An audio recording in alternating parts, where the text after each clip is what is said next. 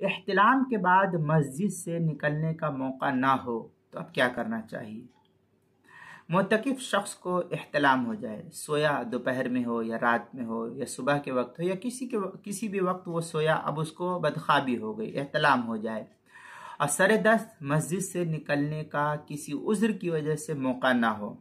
مثلا کہیں فائرنگ ہو رہی ہے یا فساد پھیلا ہوا ہے، اب وہ مسجد سے باہر جا نہیں سکتا ہے، یا اور بھی کوئی صورتحال پیش آ گئی ہے جو معتکف جس علاقے کے اندر ہے اس علاقے کی نوعیت وہ جانتا ہے، تو کسی عذر کی وجہ سے باہر نکلنے کا موقع نہ ہو، تو پھر ایسی صورت میں فوری طور پر تیمم کر لے، فوری طور پر وہ مسجد کے فرش پر ہی وہ تیمم کر لے، اور جب تک باہر جانے کی سہولت نہ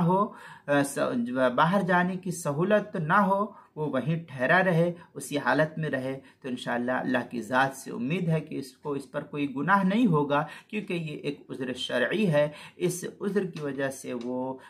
خود اپنے ذاتی طور پر نہیں رکا ہوا ہے، بلکہ ایک اس کی سخت مجبوری ہے، لہذا اس صورت میں اگر وہ ٹھہرا رہتا ہے تو امید ہے کہ اس پر اس کو کوئی گناہ نہیں ہوگا۔ چنانچہ اس سلسلے میں ایک عبارت نقل کی گئی ہے، فتاوی شام کی لکھتے ہیں وَلَوْ كَانَ نَائِمًا فِيهِ فَاحْتَلَمَ وَالْمَاءَ خَارِجَهُ وَخَشَى مِنْ خُرُوجِهِ وَيَتَيَمَّمْ، اس طریقے کی عبارت جو ہے فتاوی شامی جو زکریا بک ڈپو دیوبند کا ہندی نسخہ ہے، اس کی پہلی جلد صفحہ 410، کتاب المسائل اس کی دوسری جلد صفحہ 188 اور 189 پر نقل کی گئی ہے، وہاں دیکھ سکتے ہیں۔